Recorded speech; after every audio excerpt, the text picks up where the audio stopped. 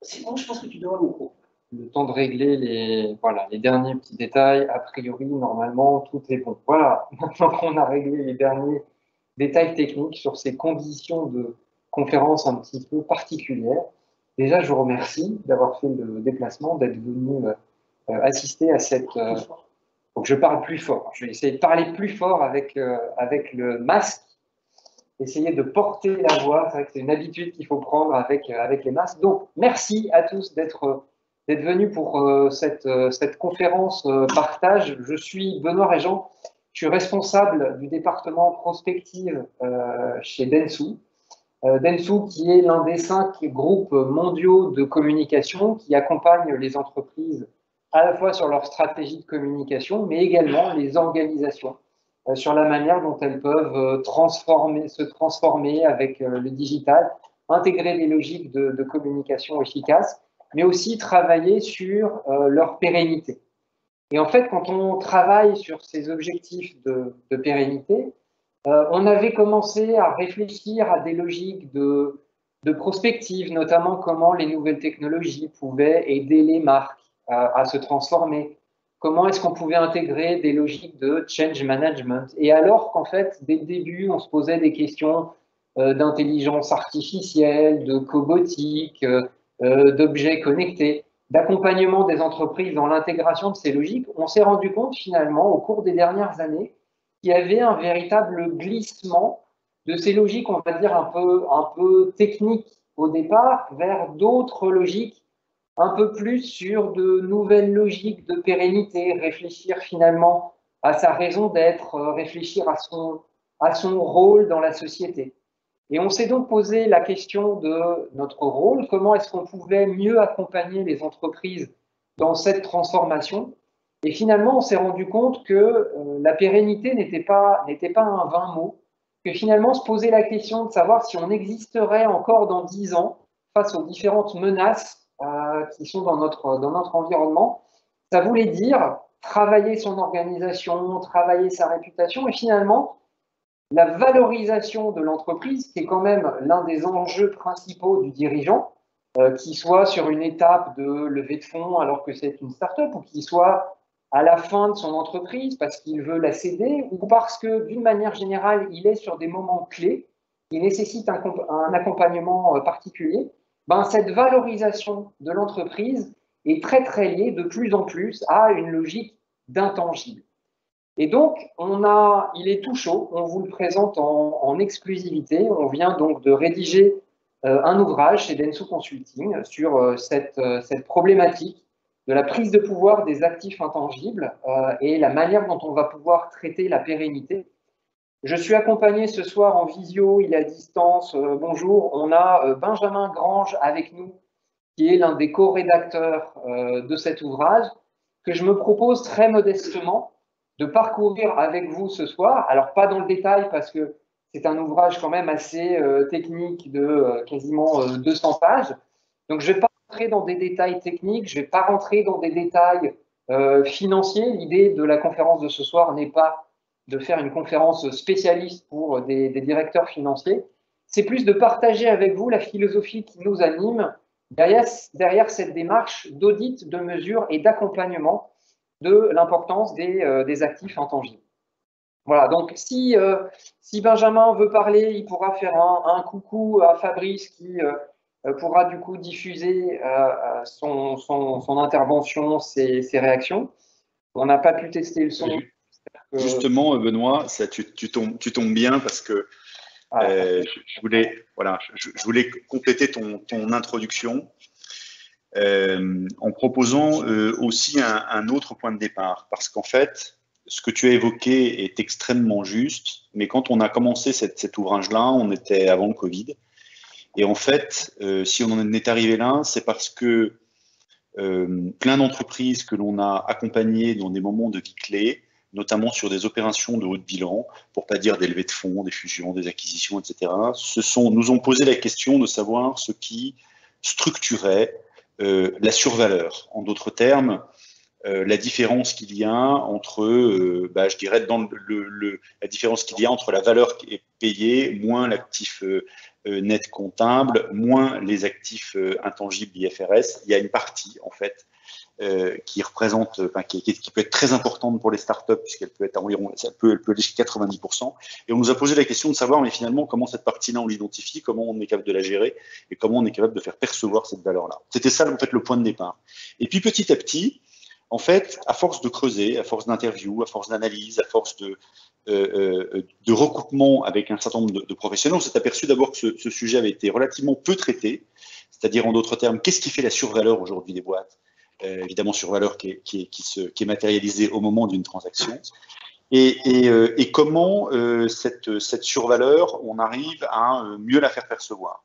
Et donc, on est arrivé à une forme de synthèse qui vaut ce qu'elle vaut et que tu vas présenter avec brio ce soir, qui est de dire, finalement, cette survaleur, c'est avant tout la pérennité de l'entreprise. Ce sont en fait des facteurs, des caractéristiques de l'entreprise sur lesquelles on peut jouer, qui permettent de favoriser sa pérennité et donc de faire en sorte, quand on est investisseur, quand on est partenaire, de se dire cet acteur-là, je sais qu'il sera là demain et qu'il sera en meilleure santé encore demain qu'il n'est aujourd'hui. Et donc, ça a été ça l'origine de l'ouvrage et là où on est arrivé, d'où ce titre finalement qui synthétise bien les choses, c'est-à-dire on parle des actifs intangibles, mais l'actif intangible dont on va parler le plus, c'est en fait l'actif pérennité dont on va voir, et Benoît le présentera très bien, de quoi il est constitué. On n'arrive pas à mettre le volume un petit peu plus fort. Ça résonne un peu. Bon, alors, c'est un petit peu. Est-ce que tu peux couper ton micro, Benjamin, s'il te plaît? Non, alors c'est Fabrice.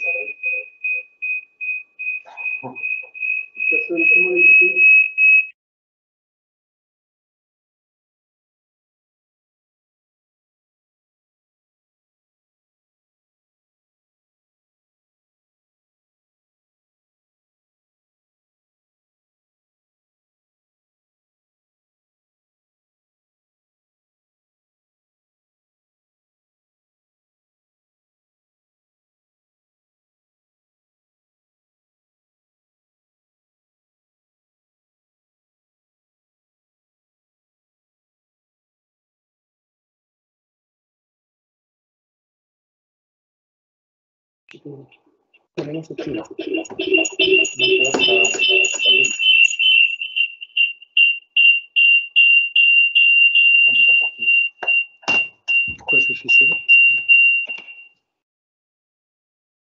Parce que tu as poussé trop là. Non, c'est pas ça.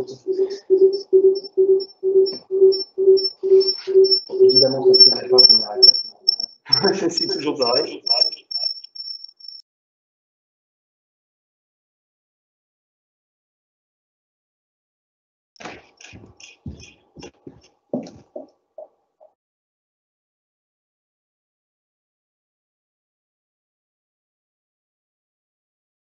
Vas-y là.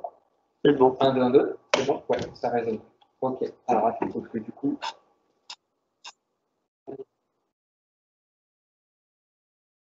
Voilà.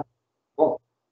Alors, déjà, je voulais commencer cette petite présentation à travers un constat autour de cette société de l'invisible, appelons-la comme ça, sur laquelle finalement vous avez aujourd'hui des grands leaders catégoriels qui sont vraiment les rois de cette logique intangible.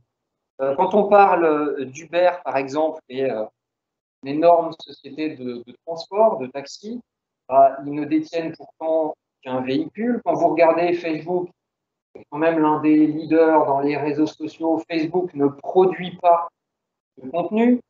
Quand vous regardez des Airbnb, c'est peut-être l'un des plus grands acteurs de la location immobilière de courte durée et pour autant, il ne possède pas d'actifs immobiliers. Et même chose sur Alibaba, qui est certes un géant du commerce en ligne, mais qui ne détient pas de produits en stock. Donc, on est bien face à une réalité qu'aujourd'hui, c'est pas parce qu'on dispose d'actifs matériels, qu'on va forcément avoir une valeur importante. Il y a bien des logiques immatérielles qui sont importantes à aller prendre en compte. Et c'est quoi, du coup, ces logiques immatérielles? Comment est-ce qu'on peut définir ce que sont ces fameux actifs intangibles, cette fameuse survaleur dont parlait Benjamin tout à l'heure? Il y a plusieurs manières de les définir, de les approcher. Souvent, on va d'ailleurs les définir un peu comme des coûts, comme des dépenses pour l'entreprise. On va vous parler de coûts, de dépenses en recherche et développement. On va vous parler de dépenses en formation. On va vous parler de dépenses en marketing, de dépenses en organisation, de dépenses dans tous les process de production, dans les systèmes d'information, dans l'informatique, toutes les dépenses stratégiques. Bref, vous pouvez avoir une approche qui est très budgétaire finalement de tous ces actifs intangibles. Il y a d'autres manières de les définir. Il y a même un référentiel de la DGE sur le sujet, c'est-à-dire de quoi on parle quand on parle d'actifs intangibles. On va dire d'un côté, c'est tout ce qui est humain, tout ce qui va être dans la tête des collaborateurs. En deuxième position, tout ce qui est capitalisé par l'organisation, vraiment du coup sur cette logique d'organisation. Donc ça va pouvoir être par exemple tout ce qui est base client, par exemple. Et ensuite, vous allez avoir tout ce qui est capital relationnel, les réseaux, les partenaires, etc. Donc, ce qui est intéressant, quand on regarde en fait ce qui s'est passé au fil du temps sur la valorisation des entreprises, sur la part que pouvaient représenter ces fameux actifs intangibles dans la valorisation des entreprises, on se rend compte que dans les années, milieu des années 70, ces fameux actifs intangibles représentaient 17% de cette fameuse survaleur. Si on regarde en 2008, on était à 64%. L'année dernière, 71%. Et en plus, on peut voir une corrélation démontrable entre la rentabilité de la société et cette part d'intangible dans la valorisation des entreprises. Alors, il y a guère aujourd'hui véritablement que dans l'industrie lourde, les actifs matériels ont un poids vraiment pondérant. Aujourd'hui, pour beaucoup d'entreprises, ces actifs matériels sont véritablement importants. Vous avez des secteurs très importants comme les médias, par exemple, comme les loisirs, sur lesquels on est au-delà de la moyenne, les télécommunications qui sont aussi à la moyenne, et vous avez des entreprises comme les entreprises du luxe qui ont démontré, notamment pendant la crise Covid, une véritable résilience, qui sont bien au-delà de ça. Et le sujet des startups, qui ne sont bien sûr quasiment qu'immatériels, même si on y reviendra, c'est un autre problème qui nous intéresse quand on parle de start-up, puisque c'est plutôt un problème de capacité de financement que véritablement de logique immatérielle. Ce qui est intéressant à travers cet ouvrage, qu'on pourra donc partager avec vous, si ça vous intéresse, vous nous envoyez une petite demande par email et on pourra vous envoyer la version digitale de l'ouvrage, mais on a bien sûr aussi des ouvrages en physique si ça vous intéresse. On a souhaité, à travers cet ouvrage, interroger des grands chefs d'entreprise, des grands responsables sur cette logique actif intangible pour avoir un retour d'expérience de leur part sur leur perception de leur importance. Quand on regarde, par exemple, c'est le cas ici, donc d'une société qui accompagne des startups innovantes, donc qui doit aller repérer qu'est-ce qui va véritablement être important dans une entreprise en devenir, on voit par exemple, on nous explique à quel point la capacité de l'humain à vendre du rêve quand on est dans cette étape de levée de fonds est incontournable et véritablement important. Je vous ai pris quelques petits extraits du livre à partager avec vous. Il semble fondamental d'écouter son instinct dans la prise de décision d'investissement. Je ne connais aucun actif plus immatériel que le capital humain. Rien ne remplace la confiance ou parfois la défiance qui s'éveille lors des phases de négociation avec les créateurs et leurs équipes. Benjamin? Oui, je voulais apporter deux, trois commentaires à ce que tu évoques, notamment sur cette notion d'actif intangible. En fait, la notion d'actif intangible, elle a été très, très documentée dans dans les travaux académiques, mais c'est quelque chose qui est présent au quotidien, mais de manière extrêmement ponctuelle, pour une raison assez simple, c'est que dans le quotidien d'un chef d'entreprise, évidemment, on travaille toute la dimension de compte de résultats, on travaille toute la dimension bilancielle. Ça, c'est assez classique.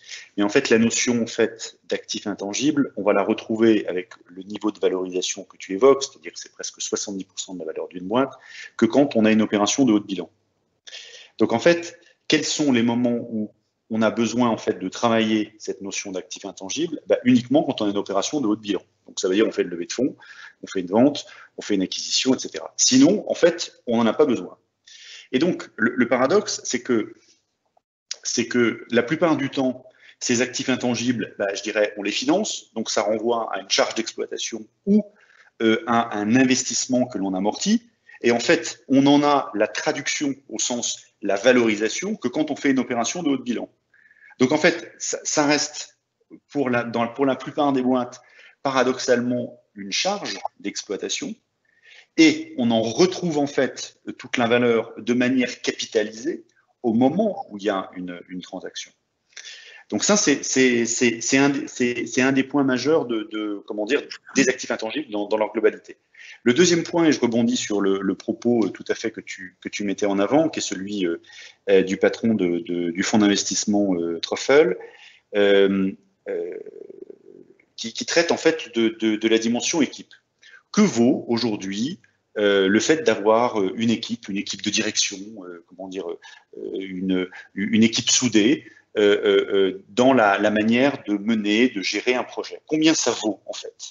C'est-à-dire d'avoir des individus qui sont à la fois experts chacun dans leur domaine, mais qui forment un tout et qui permet de considérer que c'est une équipe de direction, d'une start-up, d'un grand groupe, etc. Combien ça vaut? Alors aux États-Unis, par exemple, quand vous avez une équipe de développeurs, pour ne prendre que cette sous-partie, eh bien, une équipe de développeurs, vous pouvez pratiquement l'acheter sur étagère et ça vaut entre 150 000 à 300 000 $ par développeur, avec un effet boule de neige. C'est-à-dire très vite, une équipe de 4, une équipe de 5, c'est vite $1 million pour pouvoir la récupérer. Donc, en fait, on achète là vraiment le capital intellectuel. En Europe, on n'a pas du tout cette logique-là. On ne reconnaît pas encore cette valeur-là, en tout cas, en tant qu'actif liquide que l'on peut acheter comme tel. En fait, ça participe de la valorisation d'ensemble, mais on ne peut pas l'acheter comme ça. Dernier point sur la partie RH, combien vaut, si on considère qu'un dirigeant, bien sûr, il n'est jamais seul, mais si on considère qu'un dirigeant est un actif intangible, un actif évidemment RH, combien vaut un dirigeant? C'est toute la question d'ailleurs qui est reposée quand on a des affaires comme celle de l'affaire Carlos Ghosn, où finalement, au-delà de son départ, il se trouve qu'il y a une partie en fait de la valeur boursière de Renault qui a été perdue, au-delà évidemment des mauvais résultats, mais aussi parce qu'il y a eu cette période un peu de flottement avec le départ de son dirigeant. Donc on voit très bien en fait que cette logique d'intangible, et notamment là ce que tu illustres sur la partie RH, c'est quelque chose qui est extrêmement, je dirais, qui est extrêmement présent au quotidien à partir du moment où on s'intéresse aux actifs intangibles. Voilà. Et dernière chose, j'ai cité tout à l'heure les notions que les actifs intangibles étaient évidemment, on s'y intéressait uniquement quand il y avait des opérations de haut bilan. Il est évident que toutes les boîtes cotées, comme elles ont une valorisation en continu, évidemment que la part des actifs intangibles, elle est mesurée au quotidien, puisque en moyenne sur le CAC 40, on peut considérer que 45% de la valeur des entreprises qui sont cotées, 45% de la valeur vient des actifs intangibles. Et donc toute la question, c'est de savoir qu'est-ce qui les constitue finalement, parce que ce qui est intéressant, c'est de bien les appréhender, de bien les mesurer pour pouvoir agir sur ces actifs intangibles quand on a ces fameux moments clés, ces opérations de haut bilan dont parlait Benjamin. Donc, comme il le disait, au-delà de cette capacité RH à aller vendre du rêve, notamment chez une start-up où tout va partir de là, comme le disait Benjamin, il y a une logique très documentée qui peut exister sur ce qui peut faire la survaleur. Et notamment, ces fameux actifs immatériels qui sont comptabilisés par les normes IFRS. Alors que ce soit marketing, base de données clients, le juridique, des logiques technologiques, des logiques artistiques, telles que vous pouvez finalement le voir là. Mais la part finalement la plus importante de ce qui va apporter cette valeur des actifs immatériels ne fait pas partie de cette logique-là. Ce qu'on pourrait appeler la survaleur, des logiques de goodwill, appelez ça finalement comme vous voulez. Mais ce qui est donc intéressant à prendre en compte, c'est que toutes ces variables IFRS qu'on voit en bas qui sont capitalisées, finalement, leur contribution à la valorisation de l'entreprise, elle est plutôt faible parce que ça va être lié à, on va dire, la vie normale de l'entreprise. Là où on va vraiment gérer une survaleur complémentaire au-delà de ces logiques mesurées par l'IFRS, c'est, selon nous, ce qu'on pourrait appeler un actif pérennité. C'est vraiment cette surcouche de pérennité qui va nous permettre d'apporter cette survaleur au-delà de la logique documentée classique. Alors, pourquoi la pérennité, finalement, c'est important? Eh bien, c'est d'autant plus vrai aujourd'hui, alors qu'on vient de vivre, on est encore en plein milieu d'une crise majeure. Je travaille sur de la prospective, donc on me demande de regarder dans une boule de cristal, de prévoir le monde à 3 ans, 5 ans, 10 ans, voire plus loin. Comment on peut faire pour ne pas se tromper? Ça fait partie inhérente du travail de la prospective. On va faire des scénarios, on va regarder les différentes variables qui peuvent amener vers telle ou telle probabilité de réalisation. On va également s'intéresser aux risques qui sont potentiels. Vous allez avoir dans les entreprises de plus en plus de risk managers, sauf qu'il y a une grosse différence entre le futur et l'avenir.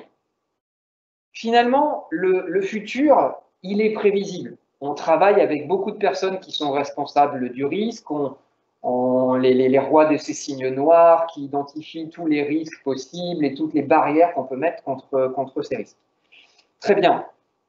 Le futur, il est anticipable. Alors que l'avenir, finalement, ça représente tout ce qui va pouvoir vous arriver, mais qui, finalement, est la plus grosse catastrophe qui va venir déjouer tous vos plans. Et l'histoire, en fait, est ponctuée de tous ces éléments, que ce soit l'éclatement de la bulle Internet, le crack des années 2000, on pourrait parler du 11 septembre. Qui aurait pu imaginer à un moment qu'un événement pareil aurait pu nous tomber dessus? Même chose donc sur la pandémie Covid. Pourquoi, du coup, c'est important de travailler sa pérennité? Tout simplement parce que plus votre pérennité va être forte, plus vous allez pouvoir traverser les crises et affronter l'avenir à une situation financière équivalente de manière plus sereine. Et donc, ce rempart contre les incertitudes qu'il faut travailler, c'est ce qui nous intéresse finalement à travers cet ouvrage. Et on vous propose 3 logiques pour aller travailler votre pérennité à travers un modèle, à travers des travaux sur lesquels on a travaillé pour mieux les mesurer et du coup pouvoir travailler dessus pour pouvoir les améliorer, pour augmenter la survalorisation de l'entreprise lors de ces moments clés. Pour nous, la pérennité, elle n'est pas unique, elle va se diviser en 3 formes de pérennité qui vont créer cette survaleur dans les actifs intangibles, au-delà des fameux actifs IFRS comptabilisés dont je vous parlais. Premièrement, il y a une logique de pérennité de mission. La pérennité de mission, on va dire que c'est tout ce qui définit dans une économie globale d'entreprise le rôle de l'entreprise dans la société, sa contribution, tout ce qui va finalement lui permettre d'apporter un vrai progrès dans la société. D'accord ? Je reviendrai d'ailleurs un petit peu plus tard sur cette mode de l'entreprise à mission et du travail derrière la réflexion autour de la mission et la raison d'être des entreprises. Donc, première forme de pérennité, la pérennité de mission. Et je reviendrai donc en détail sur des petits conseils qu'on pourrait vous donner pour aller travailler ces différentes formes de pérennité. La deuxième forme de pérennité qui est indispensable à travailler, c'est votre pérennité réputationnelle, votre réputation. Comment est-ce qu'on travaille, comment est-ce qu'on définit la réputation d'une entreprise?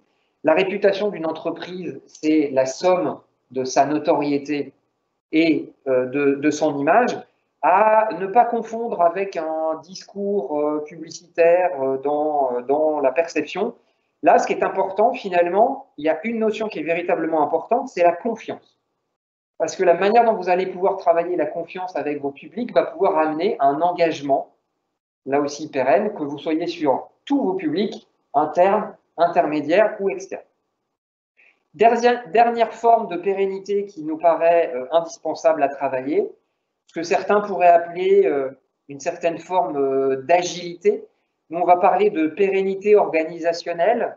Finalement, c'est cet alignement de l'organisation qui va permettre, avec cette agilité, d'aller aligner la manière dont l'entreprise va concevoir sa stratégie avec sa pérennité de mission.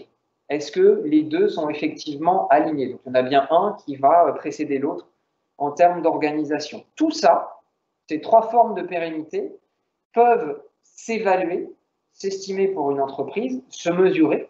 Et du coup, on est capable, à travers donc, un indice qu'on pourra vous présenter plus en détail si ça vous intéresse, qui s'appelle l'indice MORE, qui nous permet, pour une entreprise donnée, d'aller évaluer comment elle se situe par rapport à ses pairs sur ces différentes formes de pérennité.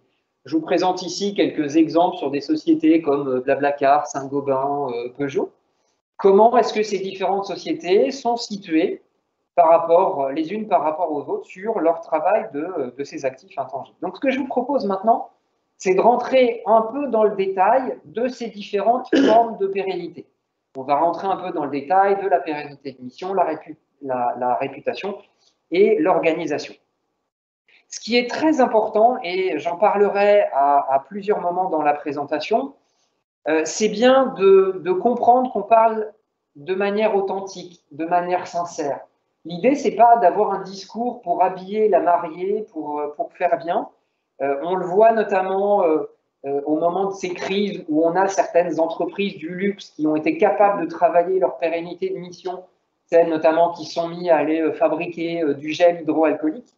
On voit par exemple que cette logique-là peut avoir un effet long terme sur la valorisation de ces entreprises. Pour ça, je vous parlais d'agilité tout à l'heure. Alors, entrons dans le détail sur la pérennité de mission. Est-ce que c'est très récent? Pas du tout. Petite citation, Henry Ford quand même, qui nous disait l'entreprise, oui, elle doit faire des profits, sinon elle va mourir, mais si on tente de faire fonctionner une entreprise uniquement sur le profit, alors elle va mourir également, car elle n'aura plus de raison d'être. Ça sonne très moderne comme discours, hein, et pour autant, voilà, Henry Ford. Alors, en fait, c'est un prérequis à la définition de la stratégie de l'entreprise. Et on a tendance à un peu l'oublier. Travailler sa pérennité de mission, ça va permettre de donner du sens à l'ensemble de vos publics, aux différentes parties prenantes, que ce soit vos collaborateurs, que ce soit vos clients, que ce soit vos partenaires, que ce soit des citoyens consommateurs. Tous, finalement, ont besoin de comprendre quelle est la finalité claire de l'entreprise. Si on se dit que la finalité, c'est de faire du profit le plus possible et de céder l'entreprise tout au long de son histoire, on risque d'avoir un problème aujourd'hui d'authenticité. On a besoin d'inscrire de manière authentique aujourd'hui l'entreprise dans le débat public à travers l'adoption d'une certaine éthique. C'est ça finalement pour nous qui va définir cette fameuse pérennité de mission. Pourquoi est-ce que les dirigeants doivent se poser la question? Est-ce que les dirigeants sont subitement devenus altruistes avec une volonté de défendre la planète? Non, c'est avant tout une logique de pragmatisme. Ça ne veut pas dire que certains ne sont pas animés par une vraie cause, et là ce sera d'autant plus intéressant, mais c'est avant tout une logique de pragmatisme, puisque aujourd'hui, On va même vous poser des questions lors de ces moments clés pour aller mesurer tous ces critères environnementaux, sociaux, gouvernementaux, quand on va se poser la question de la valeur de l'entreprise. Qu'est-ce que vous faites sur ces différents sujets? Et donc, on en arrive à ce débat qui est un vrai signe de l'évolution de nos sociétés autour de l'entreprise à mission, à travers donc un rapport qui, il y a quelques années, s'est posé la question, dans le cadre de la loi Pacte, de réfléchir finalement à inscrire la notion d'intérêt propre dans le code civil. Comment l'entreprise pourrait finalement lutter contre une trop grande financiarisation du monde? Comment on pourrait aller au-delà de la valorisation de la contribution de l'entreprise à travers du PIB? Très bien, le PIB, mais le PIB, ça ne suffit pas à mesurer l'intégralité de la valeur. Il faudrait pouvoir mesurer autre chose qui serait finalement un apport, une contribution sociale. Et réfléchir finalement à travers une question juridique du statut de l'entreprise, c'est assez intéressant. On a l'impression effectivement en ce moment qu'il y a un effet de mode autour de l'entreprise à mission. Il y a énormément d'ouvrages, de conférences sur le sujet. Mais déjà réfléchir à sa raison d'être, c'est intéressant. Parmi les personnes qui peuvent s'exprimer sur le sujet, vous connaissez tous Jean-Claude Mailly. Alors évidemment, lui, il ne va pas vous dire le contraire. Pour lui, c'est impossible pour une entreprise aujourd'hui de créer de la valeur si elle ne rentre pas dans un véritable engagement. Pour lui, réfléchir à la valorisation d'une entreprise à travers le versement de dividendes à ses actionnaires, c'est une vision un petit peu passéiste.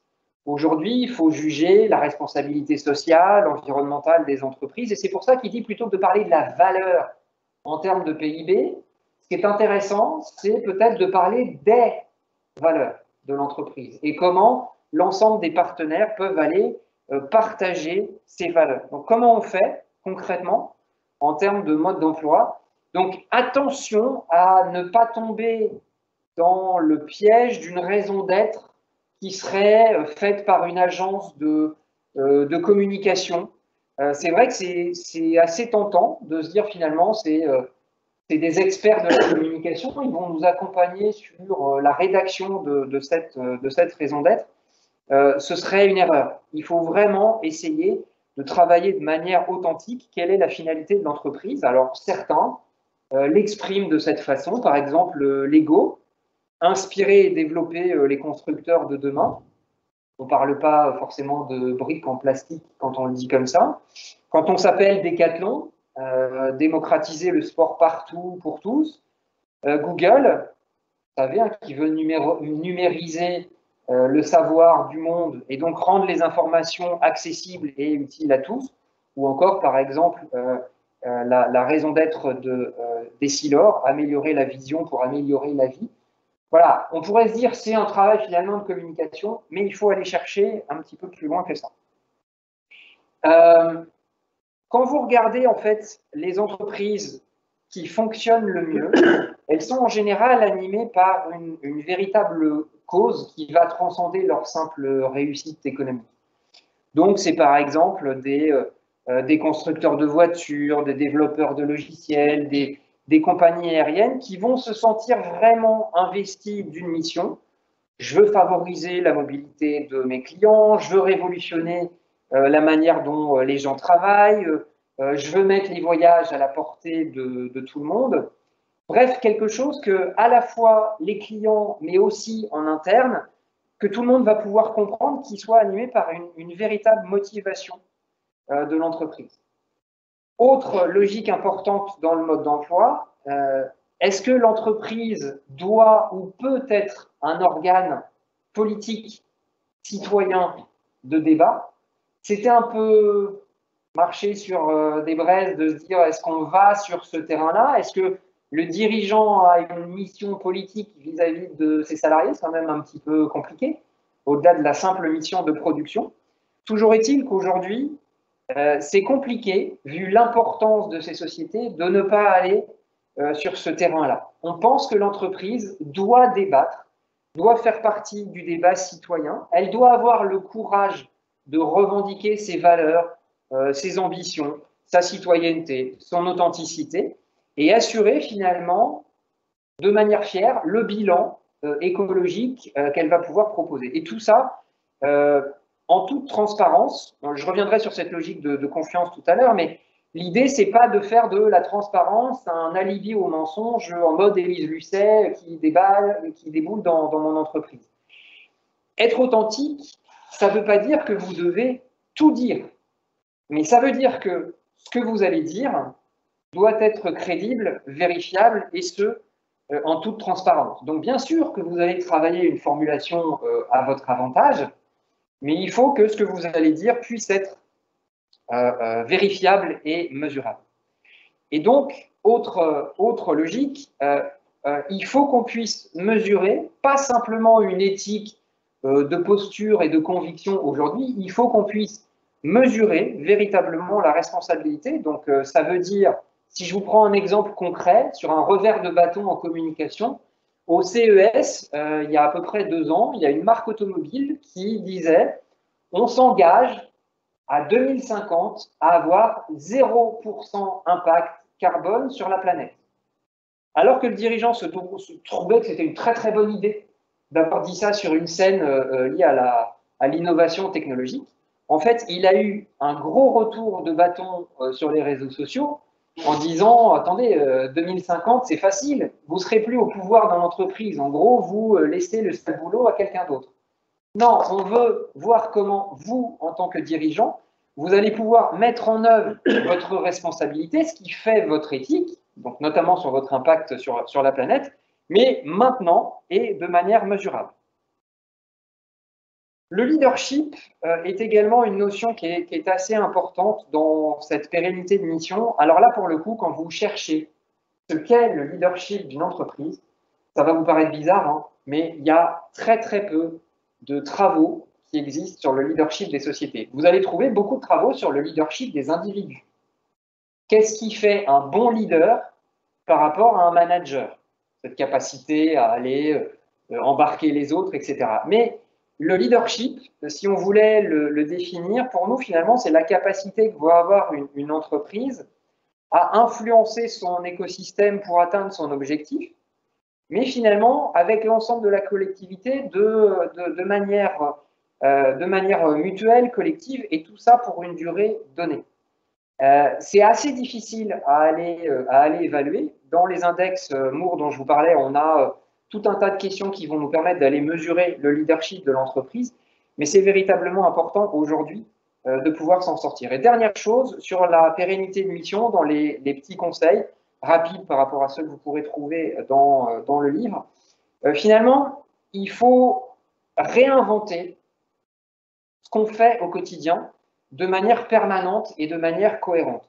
On parle souvent du sujet Kodak qui a raté son virage numérique. On pourrait dire à l'inverse qu'il y a certaines sociétés comme la SNCF qui sont aujourd'hui véritablement en train de se transformer pour passer d'un acteur finalement de transport ferroviaire à un acteur du futur de la mobilité pour l'ensemble des Français.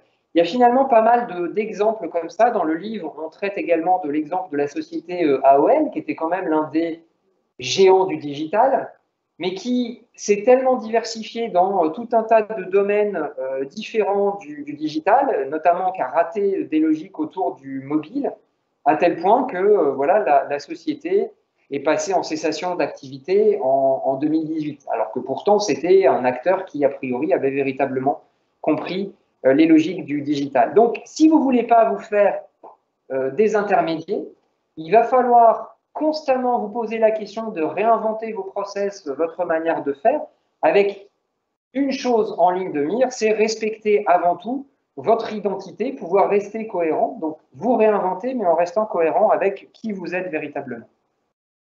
Bon, voilà rapidement quelques petits conseils sur cette première partie pour que vous compreniez ce qu'on entend autour de la pérennité de mission.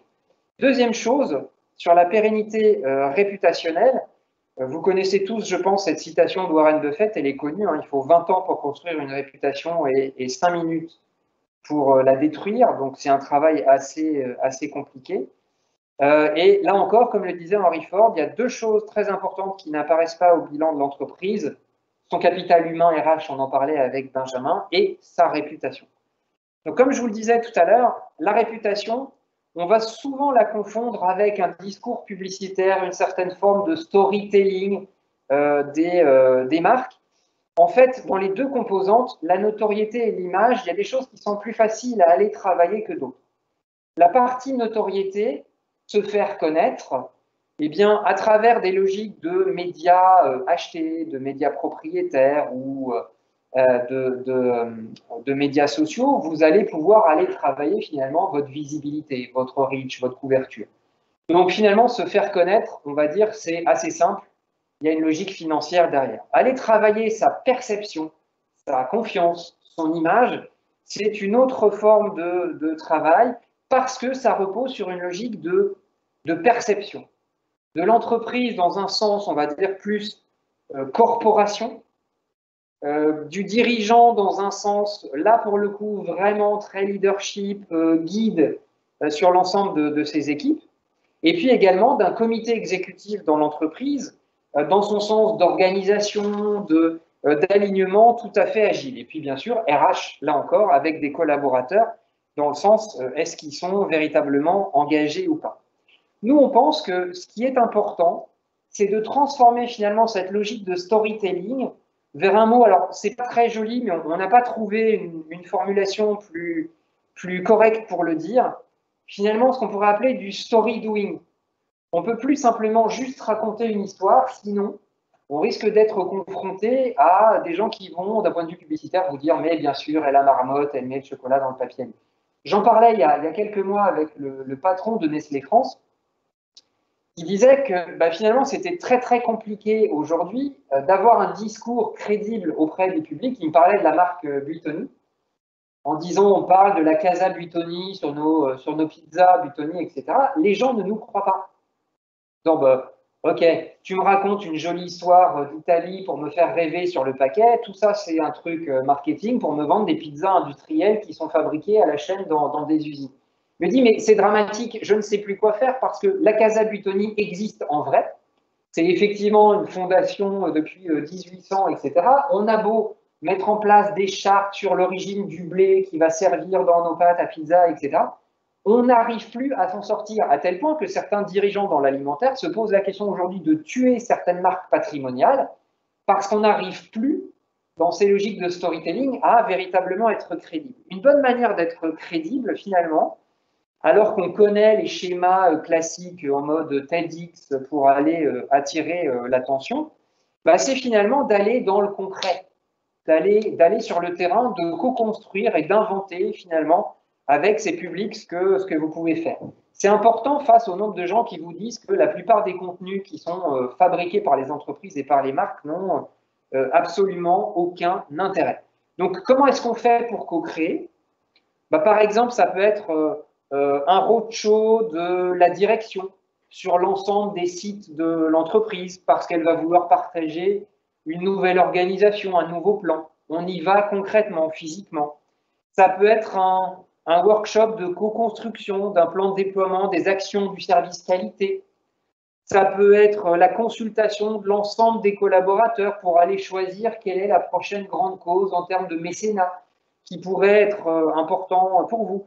Ça peut être une réunion participative avec les actionnaires. En fait, ce que veulent les gens, ce n'est pas simplement écouter un discours, ils veulent pouvoir en faire partie de cette histoire, co-créer cette histoire avec vous.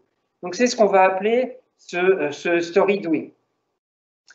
Ah, alors, la confiance. J'en parlais tout à l'heure.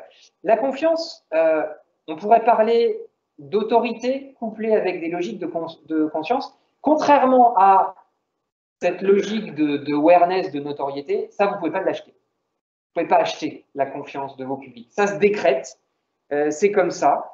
Ça se gagne, mais ça ne s'achète pas. Ce n'est pas forcément une fin en soi. L'intérêt de la confiance, c'est de pouvoir travailler, in fine, l'engagement de l'ensemble de vos publics.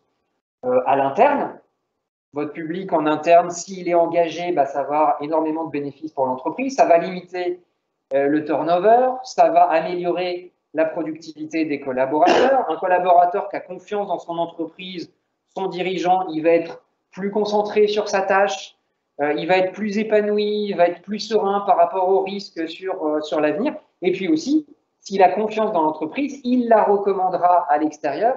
C'est pour ça qu'on n'aime pas faire de distinguo entre la communication interne et la communication externe. Finalement, il y a de plus en plus de porosité entre ces deux mondes parce que finalement, votre collaborateur en interne est votre meilleur ambassadeur à l'extérieur. Même chose pour vos publics intermédiaires, conseil d'administration, vos partenaires, vos fournisseurs, etc. Le fait d'avoir confiance dans une entreprise, ils vont pouvoir vous apporter davantage de soutien, ils vont pouvoir mettre en place des actions fortes en faveur de l'entreprise, etc. Et puis, je ne vous parle pas de l'ensemble des publics externes. Si, par exemple, vous avez des journalistes qui ont confiance en vous, ça va permettre davantage de reprises de vos communiqués de presse, par exemple, quand vous allez les envoyer auprès de l'ensemble de ces publics. Donc, il est extrêmement important de construire et protéger cette confiance. Et comment est-ce qu'on fait pour construire une confiance solide avec l'ensemble de ces trois publics? On vous propose 5 règles. La sincérité, dans un premier temps. Alors, la recherche de la vérité, ce n'est pas forcément la bonne stratégie pour s'en sortir. Ce qui est attendu, en fait, aujourd'hui, de la part de l'opinion publique, c'est une véritable sincérité dans l'expression et dans l'action. Vous pouvez vous tromper. Vous avez le droit de vous tromper. Mais si vous exprimez que sincèrement, vous avez fait une erreur et que vous le reconnaissez, il n'y aura pas de problème. Ça peut être entendu par le public. Tout le monde peut se tromper. Ce qui, en revanche, ne sera absolument pas pardonné, ce sera une logique de manipulation de l'information. Je ressors Élise Lucet dont je vous parlais tout à l'heure.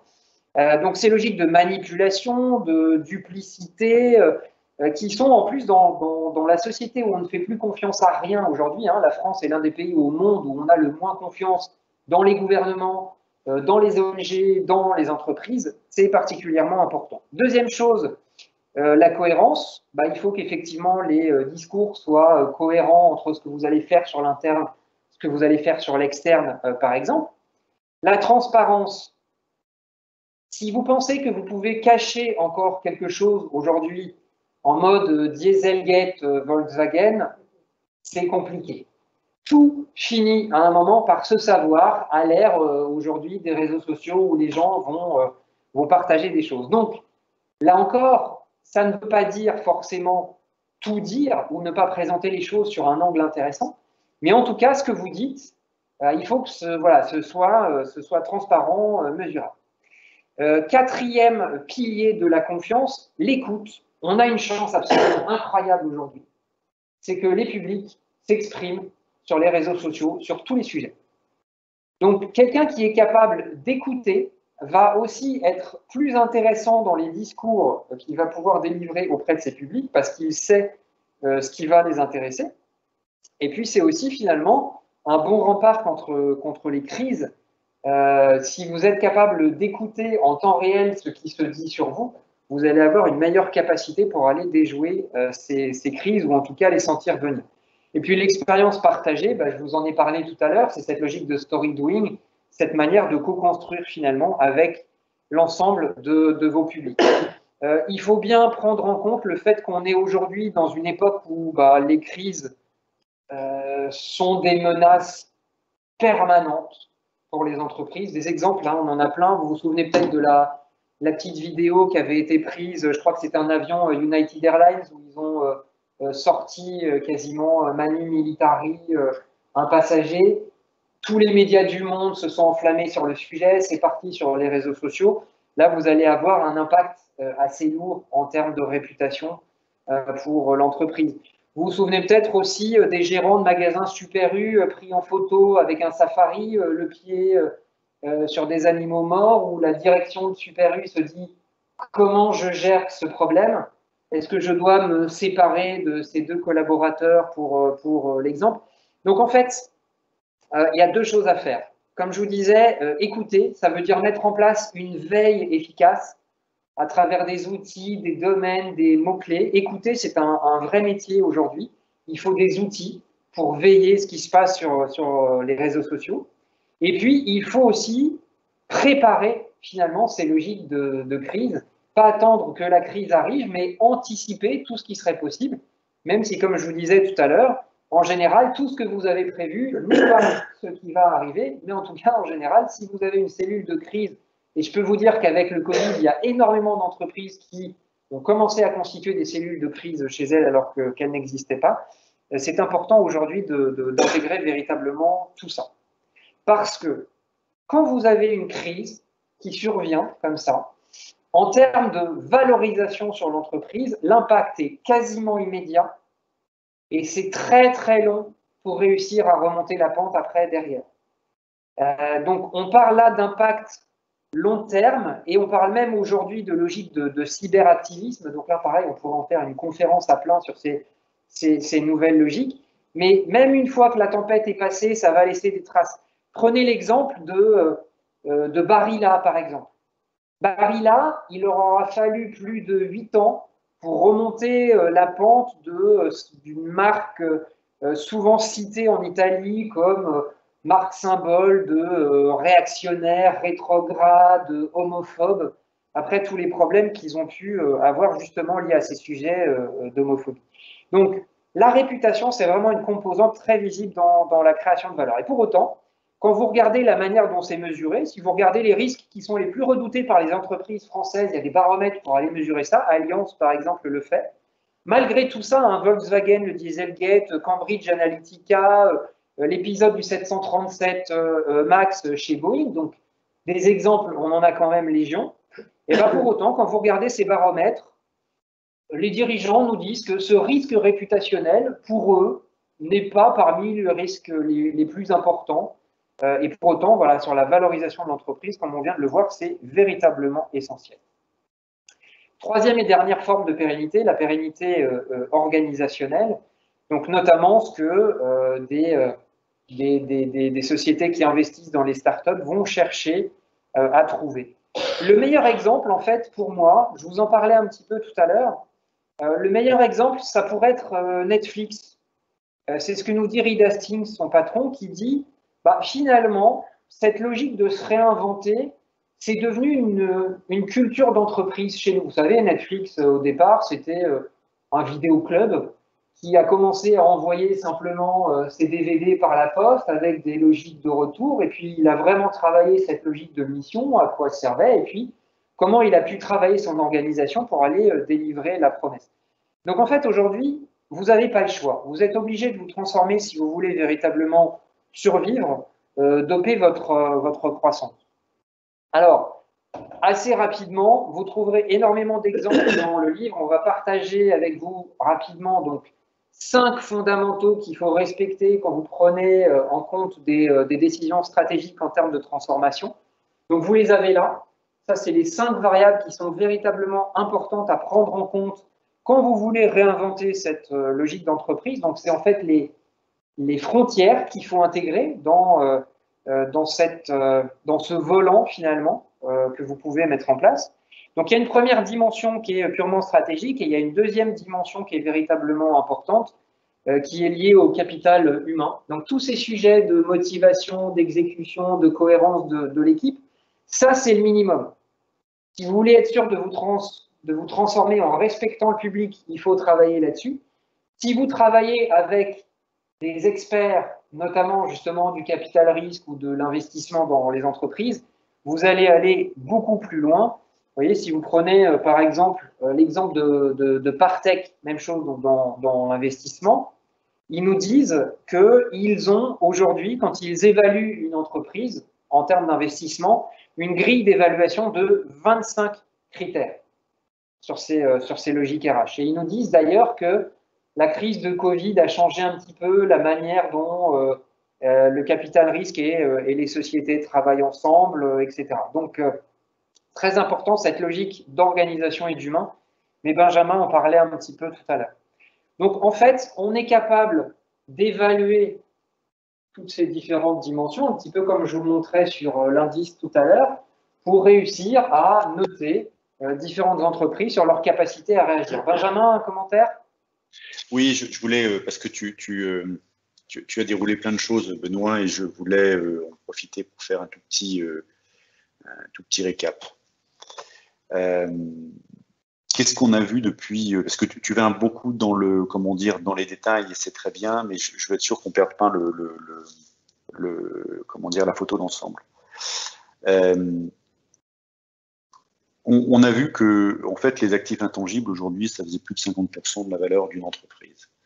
Parfois 90 ou 95 quand il s'agissait d'une entreprise en forte croissance, jeune, comme une start-up. Ces actifs intangibles, on les mesure, enfin, on en matérialise en fait la valeur au moment d'une transaction, quand l'entreprise est cotée en bourse. Donc une opération de haut de bilan ou une évaluation en continu de la valeur de l'entreprise. Dans ces actifs intangibles, il y en a en fait deux natures ou deux familles. Il y en a qui sont assez classiques, qui sont en fait les actifs dits IFRS. Ça représente entre 30 et 40% de la valeur des actifs intangibles, petite moitié. C'est le capital client, le capital RH, etc., etc. En fait, ce sont le capital IT, le capital juridique, c'est-à-dire les contrats, en fait, tout ce qui est produit indirectement par l'exploitation courante de l'entreprise. Et donc financé comme tel, qui renvoie soit à une charge d'exploitation, soit à un investissement. Et puis, on a le reste, qu'on a appelé le goodwill. Et donc ce reste-là, des recherches et de ce que l'on a pu, croiser des professionnels dont c'est le métier finalement de gérer ces actifs intangibles, notamment parce qu'ils sont du côté de l'investissement, eh bien, c'est que l'actif qui crée le plus de valeur en complément des actifs IFRS, c'est véritablement les actifs de pérennité, avec le triptyque que tu as rappelé très justement, la pérennité de mission, c'est-à-dire grosso modo à quoi sert l'entreprise, et c'est d'autant plus vrai aujourd'hui, à un moment où servir des dividendes n'est pas le seul rôle qu'on attend d'une entreprise. Deuxième chose, la pérennité réputationnelle. Donc, en d'autres termes, c'est comment parle-t-on de la marque, des produits, de l'entreprise quand l'entreprise n'en parle pas elle-même. Et la troisième chose, c'est la pérennité organisationnelle. C'est la capacité finalement à évoluer, à changer, à pivoter, quelle que soit sa taille, sans perdre son âme, sans perdre ce que l'on est vraiment. Voilà. Et donc, ces trois actifs de pérennité sont aujourd'hui, et d'ailleurs, ils se mesurent, et le tableau que tu mets que tu mets à l'écran est un des moyens de mesurer un des sous-ensembles de cette pérennité. C'est aujourd'hui, ces trois actifs de pérennité, c'est ce qui structure aujourd'hui une bonne partie, pratiquement plus de 50% de la survaleur des boîtes. Donc si je résume les choses différemment, 25% en fait de la valeur totale d'une entreprise. Voilà. Donc ça paraît peu, c'est de se dire tiens, pourquoi faire un ouvrage pour parler que des 25% et pas des 75 autres. Les 75 autres, tout le monde les connaît, ou à peu près. Ces 25-là, c'est 25 qui changent quand même beaucoup, parce que passer de 75 à 100 en termes de valorisation, c'est quand même absolument énorme, et surtout c'est que ça paraît très très intangible. Et ça nous renvoie finalement ou ça nous donne des pistes, d'éclairage pour résoudre en fait ce paradoxe qui est simple à comprendre et par contre qui renvoie à beaucoup de questions. Quand on compare Amazon et quand on regarde Carrefour, Amazon c'est grosso modo le double de Carrefour en termes de chiffre d'affaires et de rentabilité. C'est juste le double, c'est pas tellement plus, c'est à peu près le double. Bon, par contre, quand on regarde la valorisation des deux, puisque les deux sont cotés en bourse, Amazon c'est 60 fois plus que Carrefour. Et qu'on soit en période de crise, qu'on soit en période d'euphorie, qu'on soit quel que soit le cycle économique, on s'aperçoit que c'est à peu près le même rapport.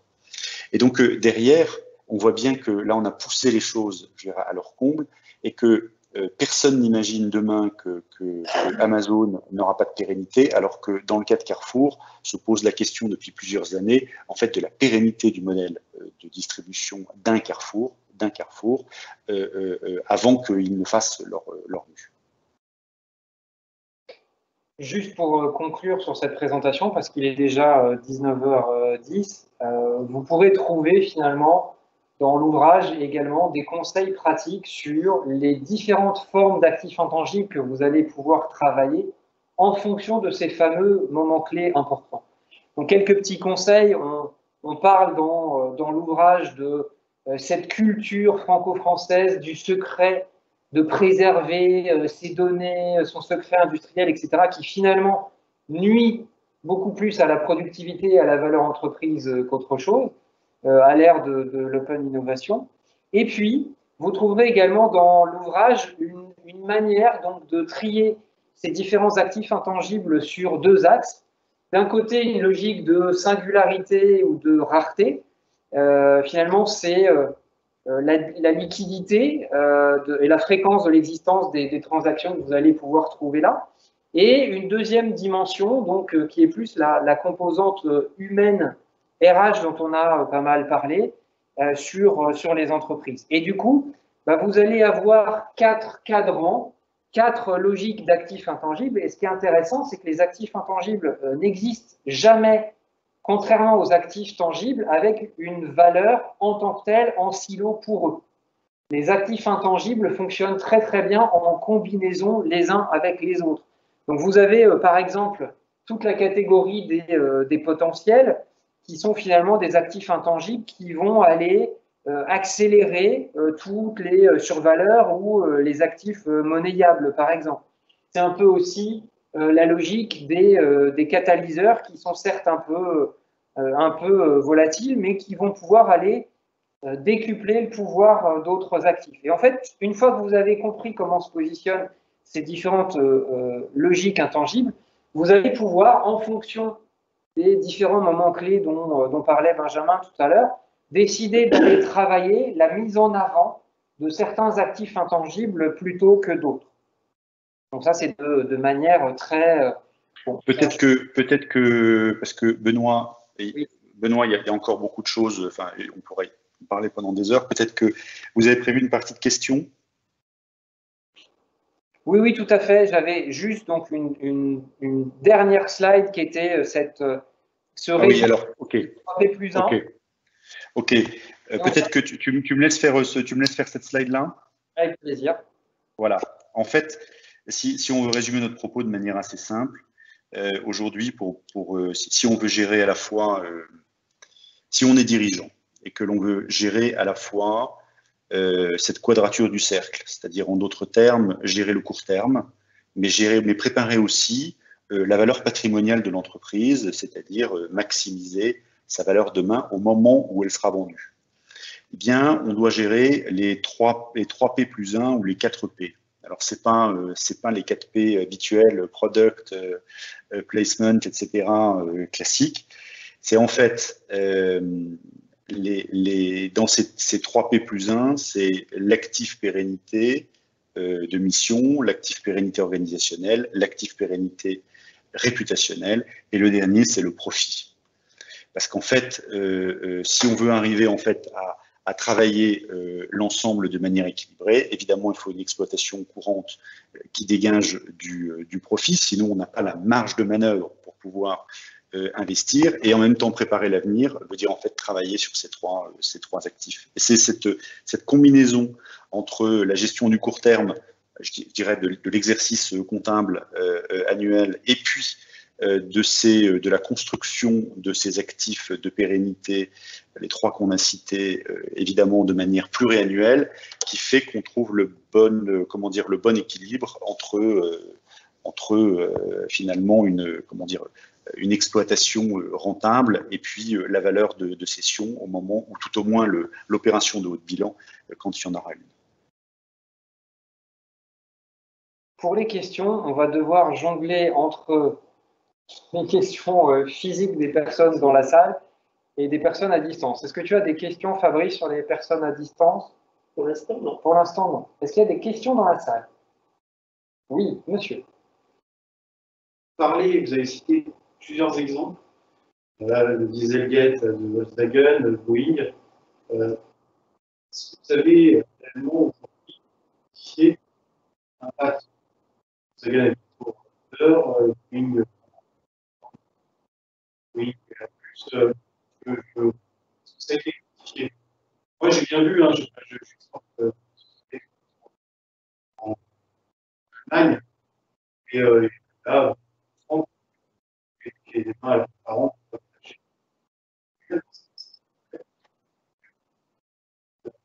Là, a été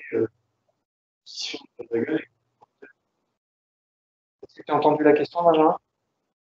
Je veux bien que tu me la résumes, parce que ça a été un peu haché, pour être franc.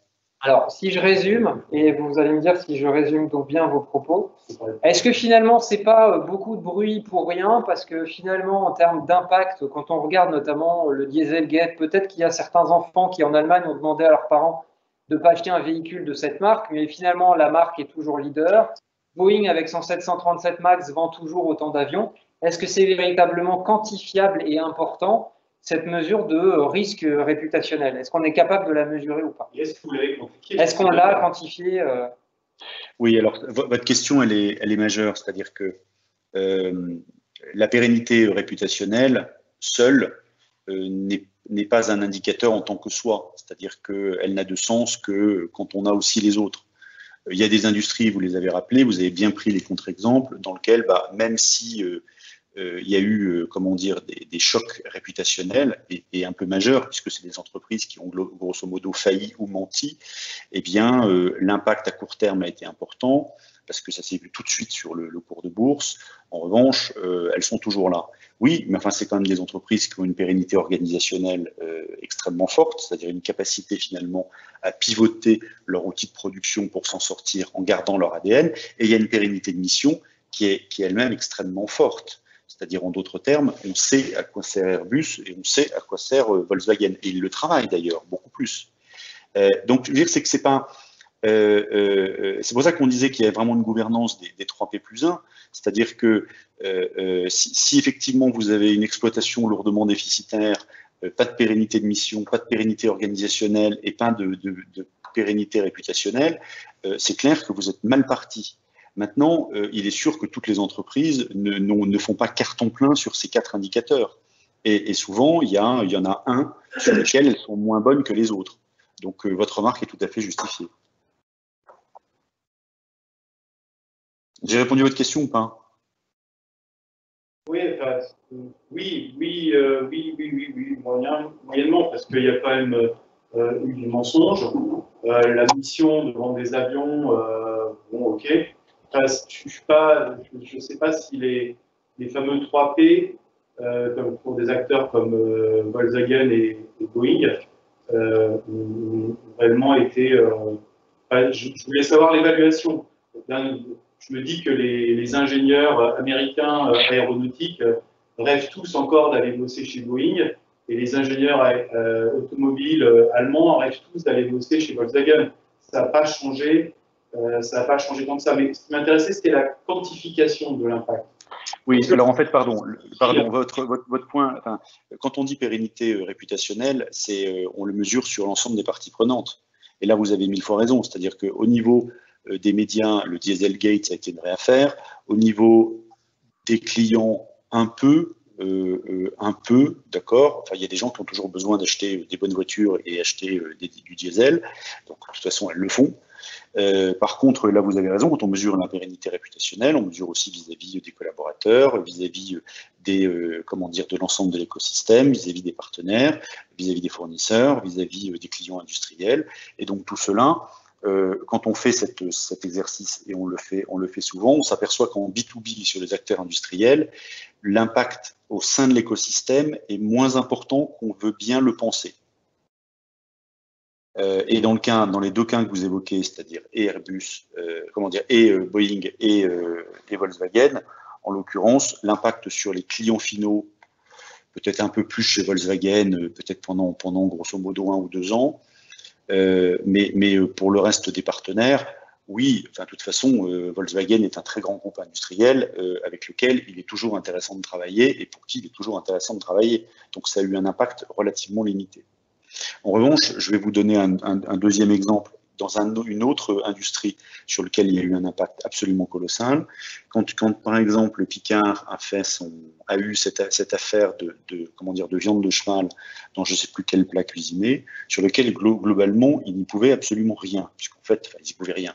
C'était un de leurs fournisseurs qui avait fait cette erreur. Ça n'empêche que c'est eux qui trinquent, en fait, parce que c'est leur plat et c'est leur marque qui est sur les plats. Ils étaient dans une phase, à 1 an de leur prochain LBO. Je peux vous dire que ça a été absolument catastrophique sur la valorisation de l'entreprise. absolument catastrophique et avec un effet sur les ventes à court terme qui a été absolument, comment dire, incroyablement, avec un impact absolument incroyable.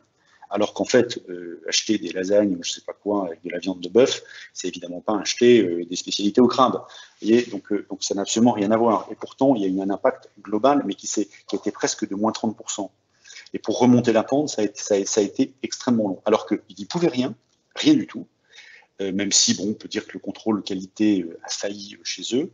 Et deuxième chose, ils étaient à un moment où ça tombait assez mal. Voilà. Donc, vous voyez, donc, suivant comment dire, les secteurs, la méthode, en fait, d'analyse de la pérennité réputationnelle, elle est un peu différente. Et il est évident que dans le cas d'activité du FMCG, en B2C, forcément, les impacts peuvent être bien plus importants sur la valorisation que sur un acteur industriel qui intervient au milieu d'une chaîne de valeur. Merci. Est-ce qu'il y a une autre question? Fabrice en ligne, toujours pas? Ok. Allez, faites-vous plaisir. Voilà, c'est un peu pénible. Je pense que j'ai mal entendu ce que vous avez dit. Vous avez évoqué le fait que ces actifs intangibles représentaient 25% de la valeur. C'est ça ce que vous avez. Moi, j'ai entendu deux choses différentes. Je posais la question de l'analyse qui est parue dans la presse souvent, il y a quelques mois, de la valorisation de General Motors versus la valorisation de Tesla. Là, on est vraiment dans ce extrait, hein. C'est un cas d'école, au-delà des RDI, des PR et tout ça, c'est un vrai cas d'école de la valorisation. Est-ce que vous avez quelques éléments à partager sur Oui. Je pense que les gens de GM, ils sont un peu grattés la tête et ils vont avoir un peu mauvaise. Oui, vous avez deux questions en une. Je vais d'abord répondre à la première sur les 25%.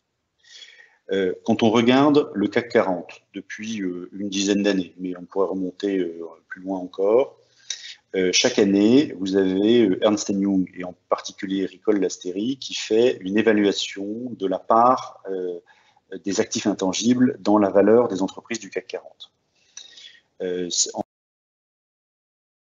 C'est 45%. C'est-à-dire 45% de la valeur des entreprises du CAC 40 vient d'actifs intangibles.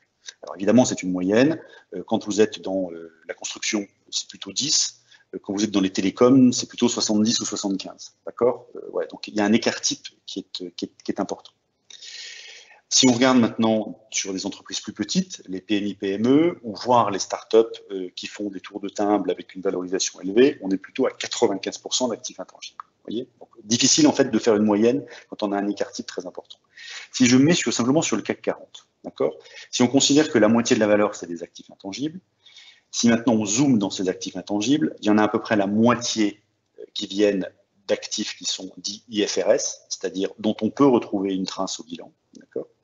Et vous avez la moitié qui fait partie d'un truc qu'on appelle pudiquement le goodwill, pour dire on ne sait pas d'où ça vient. Et donc, c'est cette partie de goodwill sur lequel on a travaillé. Parce que c'est là que d'abord la recherche universitaire est la plus, est la moins importante. C'est là que les fonds d'investissement, les banques d'affaires, beaucoup d'acteurs en fait ont développé une espèce de connaissance empirique qui était intéressante.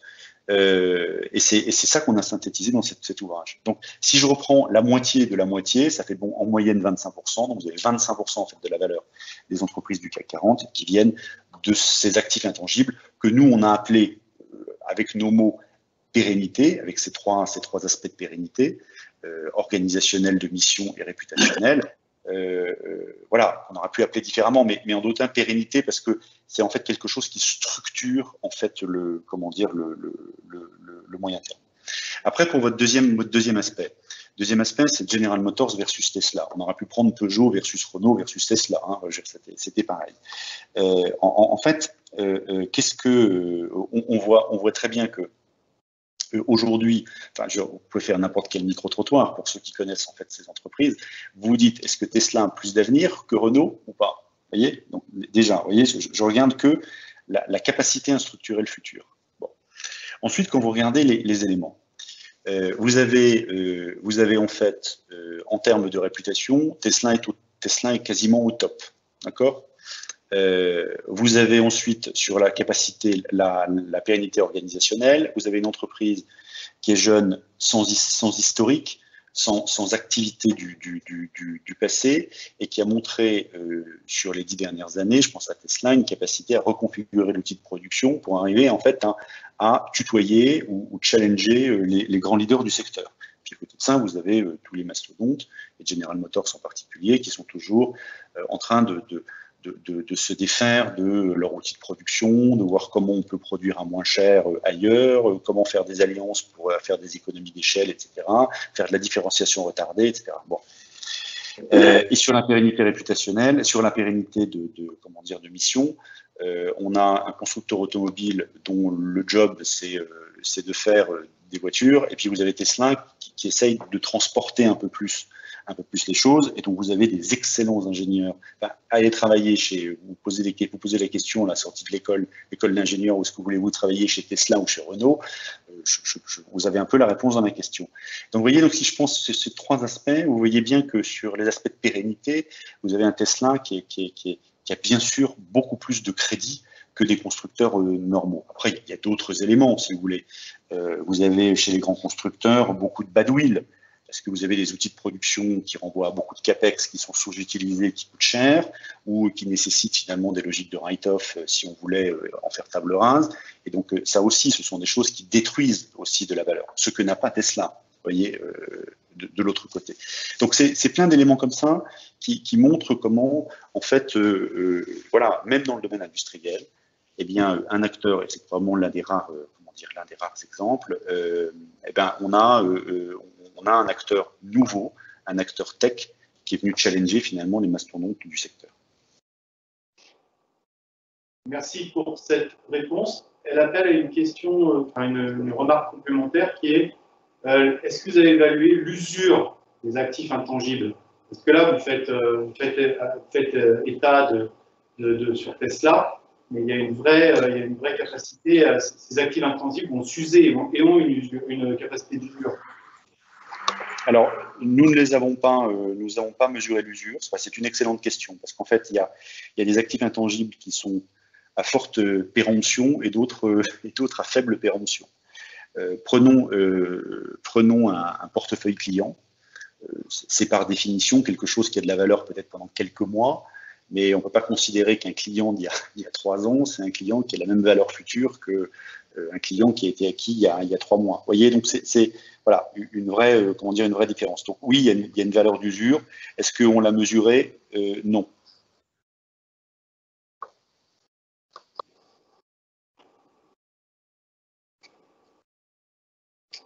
Pas d'autres questions? Dans ce cas, ce que je vous propose, c'est de continuer la conversation de manière digitale via Fabrice.